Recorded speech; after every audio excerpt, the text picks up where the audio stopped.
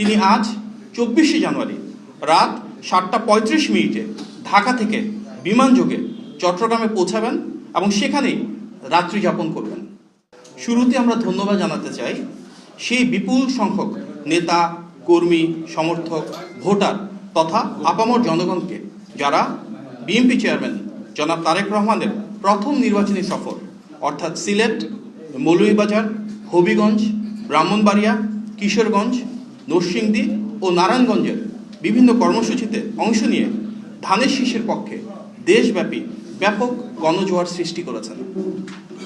অবারিত জনস্রোত থাকার কারণে আমাদের নেতার সফর অনেকটাই বিলম্ব হয়েছে, গভীর রাত পর্যন্ত পৌঁছেছে। তারপরও রাস্তার প্রতিটি কোণে, প্রতিটি সমাবেশে গণমানুষের সরব এবং উৎসবমুখর যে উপস্থিতি, সেটি আমাদের নেতার প্রতি, ধানের শীষের প্রতি, বিএনপির প্রতি, প্রতিটি শ্রেণী এবং পেশার মানুষের সীমাহীন আস্থা এবং ভালোবাসাই প্রমাণ দিচ্ছে। একই সাথে এই ব্যাপক উপস্থিতি জাতীয়তাবাদী শক্তিকে অনুপ্রাণিত করেছে। আমাদের নেতা জনাব তারেক রহমান তার নির্বাচনী প্রচারণার অংশ হিসেবে আজকে চট্টগ্রামে যাচ্ছেন। সফরের শুরুতে তিনি আজ 24শে জানুয়ারি রাত 7:35 ঢাকা থেকে বিমানযোগে চট্টগ্রামে পৌঁছাবেন এবং সেখানেই রাত্রি যাপন করবেন। আগামীকাল অর্থাৎ 25শে জানুয়ারি সকাল 9:30 স্থানীয় একটি হোটেলে তিনি বিভিন্ন বিশ্ববিদ্যালয়ের 300 জন শিক্ষার্থীদের নিয়ে ইউথ পলিসি টকে অংশগ্রহণ করবেন।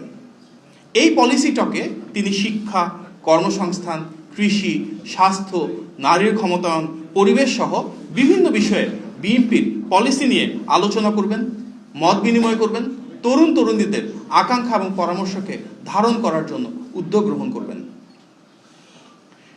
এরপর তিনি চট্টগ্রাম পোলো গ্রাউন্ড মাঠে আয়োজিত নির্বাচনী সমাবেশে অংশগ্রহণ করবেন। সমাবেশ শেষ করে তিনি যাত্রাপথে ফেনীতে পাইলট হাই স্কুল মাঠে অনুষ্ঠিত নির্বাচনী সমাবেশে বক্তব্য রাখবেন।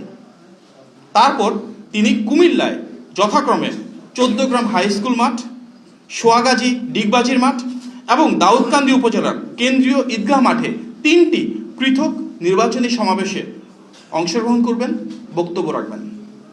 এরপর যাত্রাপথে তিনি নারায়ণগঞ্জের কাঁচপুর বালুর মাঠে নির্বাচন সমাবেশে যোগদান করবেন। দিনভর কর্মসূচি শেষে জনাব তারেক রহমান ঢাকার গুলশানে তার নিজস্ব বাসভবনে রাতের বেলা পৌঁছাবেন। সিলেট সফরের মতন এই সফরেও বিএনপির বিভিন্ন অঙ্গ ও সহযোগী সংগঠন সমূহের ত্যাগী নেতৃবৃন্দের একাংশ ওনার সফর সঙ্গী হবেন।